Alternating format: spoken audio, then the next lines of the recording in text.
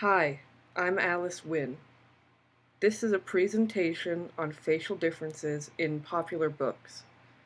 I do not have a master's, but I do have a facial difference and a love of the written word. What is a facial difference? About Face, an organization based out of Canada, has this definition of facial differences. They say, a facial difference refers to anyone whose appearance, from the neck and above, has been affected by a congenital, acquired, or episodic condition or syndrome. Why does representation matter? Simply put, people with facial differences exist.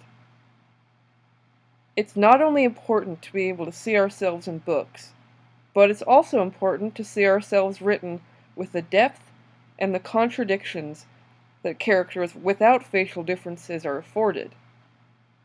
The trend of a character with a facial difference only being there to inspire kindness, courage, bravery, or empathy, or be a catalyst for any other altruistic life lesson, is tiring.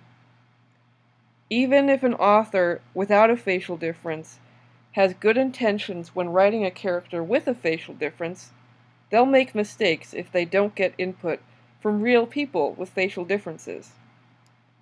It's important for the author to evaluate why they're writing this character. This brings us to the next slide.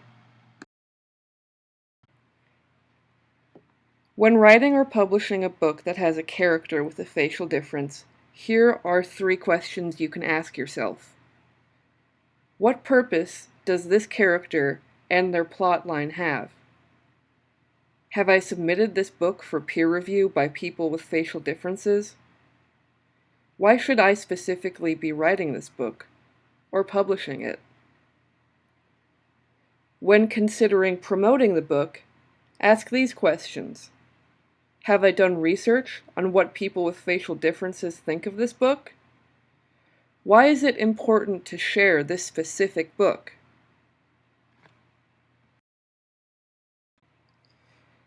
Let's talk about juvenile books about someone with a facial difference. The first book is Wonder by R.J. Palacio. The main character is a young boy with an unnamed facial difference, based off of a young person the author saw in public once. It was written and edited with no input from anyone with a facial difference. After publication, it became a wildly popular book and was added to school curriculums and even turned into a major Hollywood movie. It's been accepted and rejected by those in the facial differences community. In an interview after the publication of the book, the author stated that she's now part of the craniofacial community.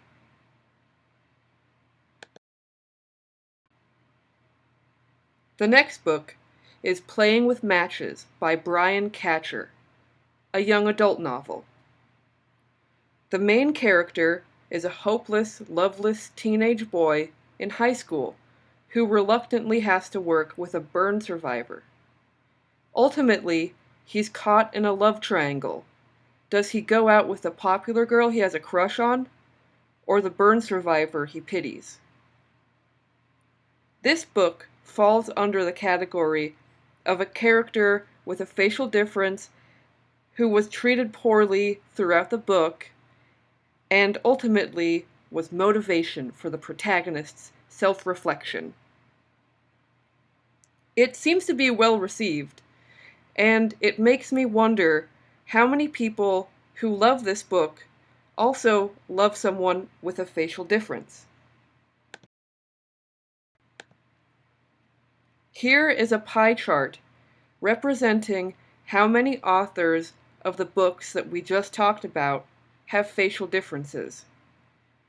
You may notice that neither of them have a facial difference.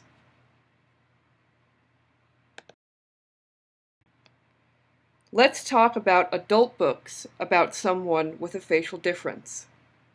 Autobiography of a Face by Lucy Greeley is a memoir. It's a beautiful book written by a woman who has had a lifetime of facial reconstruction surgeries. It starts off in childhood and ends in adulthood.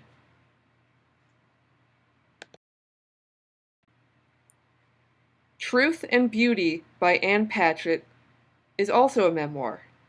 It was written by the adult friend of Lucy Greeley after Lucy's untimely death. The publication and promotion of this book has upset Lucy's family members. Here is a pie graph representing how many authors of the books that we just talked about have facial differences. You may notice that only one of them has a facial difference, while the subject of both books is the same woman. We don't live in a world where facial differences are openly talked about in popular discourse, but we do live in a world that values appearances. I encourage people without facial differences to work through their preconceived notions of normalcy and beauty, and I appreciate when they invite others into the conversation. However, I don't think that people without facial differences need to process these themes through publishing a book. Who benefits from this book, especially if it wasn't peer-reviewed or edited by someone with a facial difference? The books we just talked about that were written by people without facial differences have raised awareness of facism, but they've also further perpetuated negative stereotypes of people with facial differences. So when creating this PowerPoint, I revisited Sue Ellen Greeley's piece in The Guardian about Ann Patchett's book.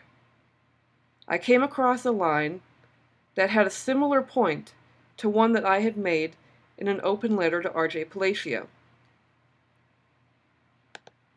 Sue Ellen wrote, "I wished that Anne would not publish the book. I admired and had defended her need to write as an artist, but I hoped she would finish it off for herself and put it under the bed." I wrote, "Guilt is a very interesting thing.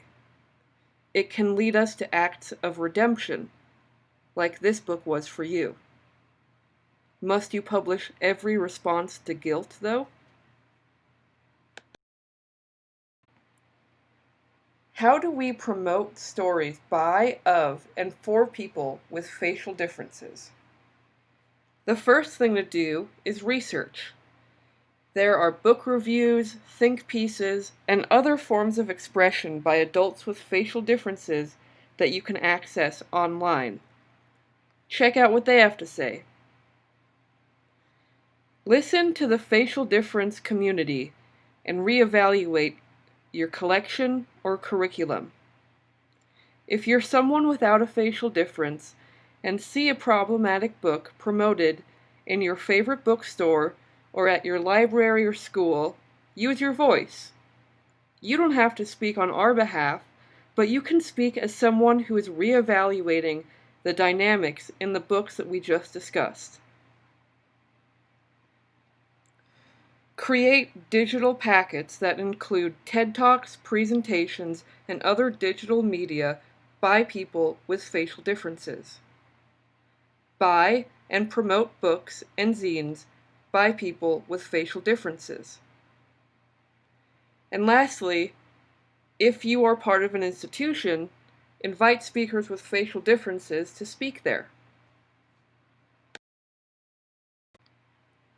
Here is a list of resources if you want to learn more about facial differences, including how to support someone with a facial difference, be it your friend, your family member, or yourself.